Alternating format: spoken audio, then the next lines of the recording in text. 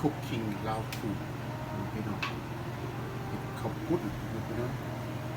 นี่น้ำข้าวปุ้นไก่เนาะต้องมาขั่วซะก่อนแล้วก็น้ำกดลงมาใส่นี้นี่กดใส่นี่แล้วก็อัดไว้มันร้อนแล้วจะเอาลงมานี่แล้วก็ตัวนี้ลงมานี่แล้วก็กินได้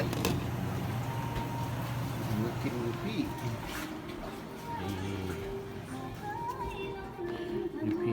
นี่เนื้อมันนี่ข้าวปุ้นอันนี้ก็ข้าวปุ้นแล้วก็กินแซ่บ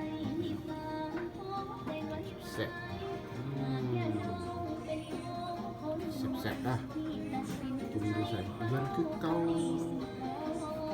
เคบาย